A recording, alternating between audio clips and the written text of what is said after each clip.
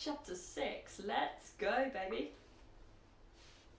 The ladies of Longbourn soon waited on those of Netherfield. The visit was returned in due form.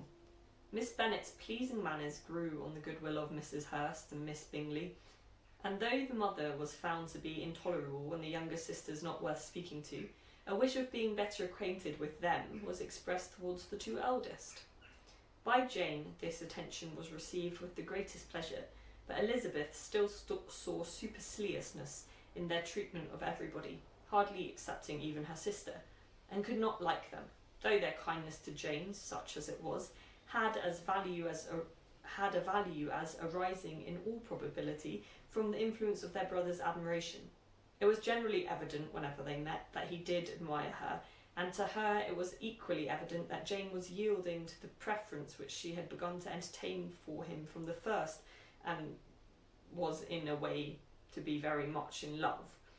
But she considered with pleasure that it was not likely to be discovered by the world in general, since Jane united with great strength of feeling, a composture of temper, and a uniform cheerfulness of manner, which would guard her from the suspicions of the impertinent. She mentioned this to her friend Miss Lucas. "It may perhaps be pleasant," replied Charlotte, "to be able to impose on the public in such a case, but it is sometimes of disadvantage to be so very guarded. If a woman conceals her affection with the same skill from the object of it, she may lose the opportunity of fixing him, and it will then be but poor consolation to believe the world equally in the dark. There is so much of gratitude or vanity in almost every attachment that it is not safe to leave any to itself. We can all begin freely. A slight preference is natural enough, but there are very few of us who have heart enough to be really in love without encouragement. In 9 cases out of 10, a woman had better show more affection than she feels. Bingley likes your sister, undoubtedly, but he may never do more than like her if she does not help him on.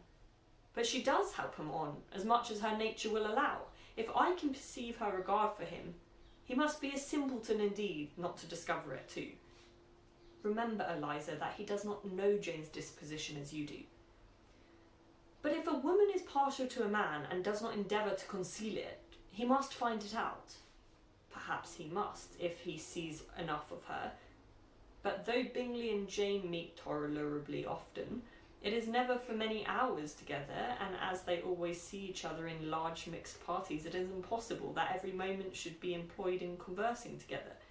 Jane should therefore make the most of every half hour in which she can command his attention. When she is secure of him, there will be leisure for falling in love as much as she chooses. Your plan is a good one, replied Elizabeth, where nothing is in question but the desire of being well married, and if I were determined to get a rich husband, or any husband, I dare say I should adopt it. But these are not Jane's feelings. She is not acting by design.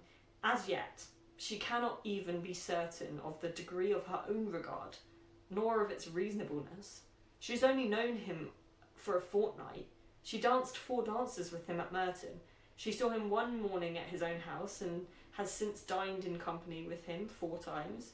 This is not quite enough to make her understand his character. Not as you represent it. Had she merely dined with him, she might only have discovered whether he had a good appetite.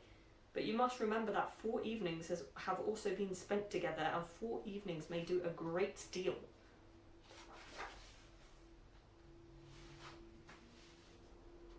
Yes, these 4 evenings have enabled them to ascertain that they both like vingt ans better than commerce.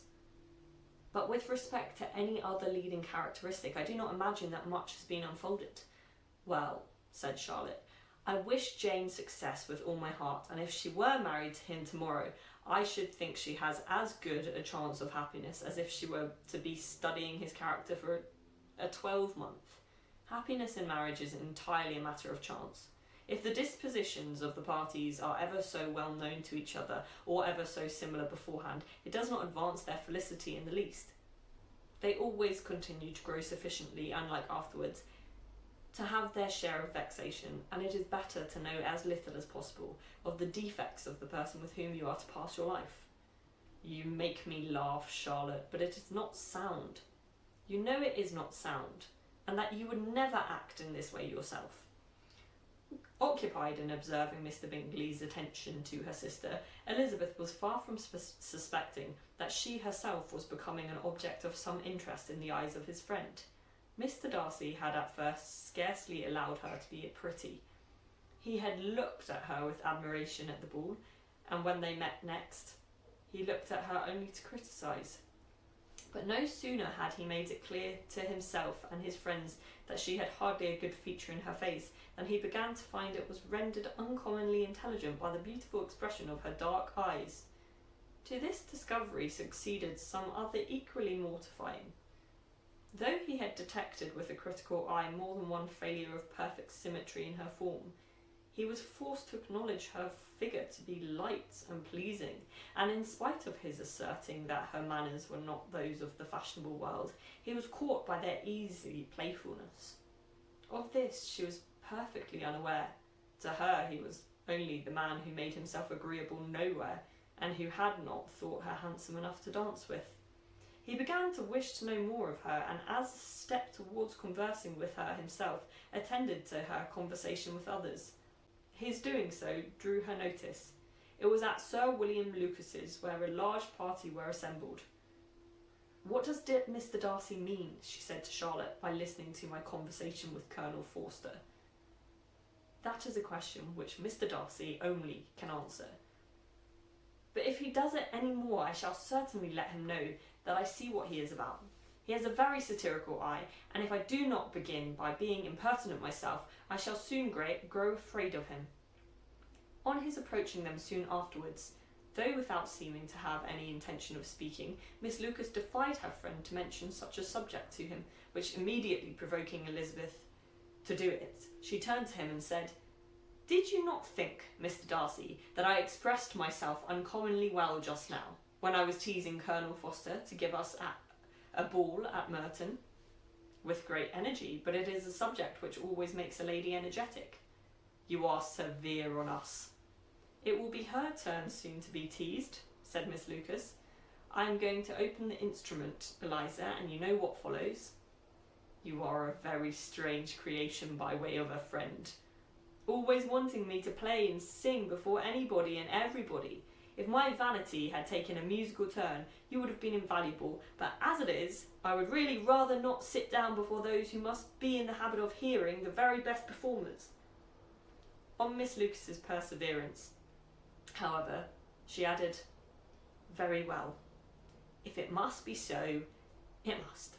And gravely glancing at Mr. Darcy, "There is a fine old saying which everybody here is of course familiar with.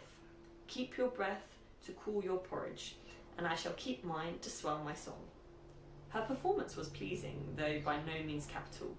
After a song or two, and before she could reply to the entreaties of several that she would sing again, she was eagerly succeeded at the instrument by her sister Mary, who having, in consequence of being the only plain one in the family, worked hard for knowledge and accomplishments, was always impatient for display.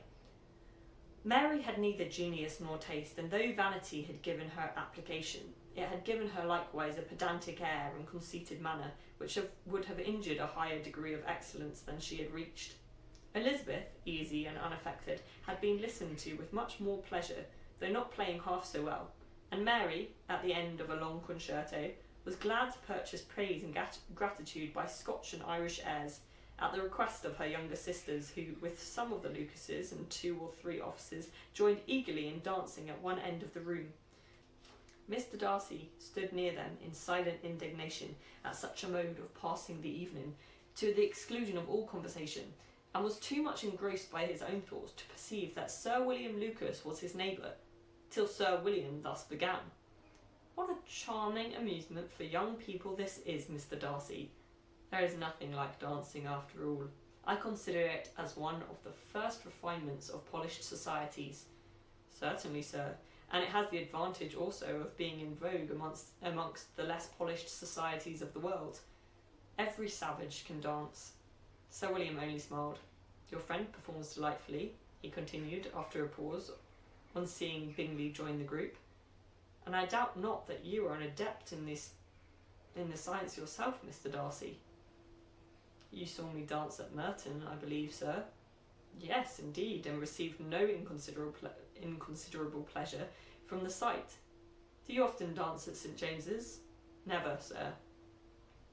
Do you not think it would be a proper compliment to the place? It is a compliment which I never pay to any place if I can avoid it. You have a house in town, I conclude? Mr. Darcy bowed. I had once thought of fixing in town myself, for I am fond of superior society, but I did not feel quite certain that the air of London would agree with Lady Lucas. He paused, in hopes of an answer, but his companion was not disposed to make any, and Elizabeth at that instant moving towards them. He was struck with the notion of doing a very gallant thing and called out to her, My dear Miss Eliza, why are you not dancing? Mr. Darcy, you must allow me to present this young lady to you as a very desirable partner. You cannot refuse to dance, I am sure, when so much beauty is before you. And taking her hand, he would have given it to Mr. Darcy, who, though extremely surprised, was not unwilling to receive it, when she instantly drew back, and said with some discomposure to Sir William, Indeed, sir, I have not the least intention of dancing. I entreat you not to suppose that I moved this way in order to beg for a partner. Mr. Darcy, with grave propriety, requested to be allowed the honour of her hand, but in vain. Elizabeth was determined, nor did Sir William at all shake her purpose by his attempt at persuasion.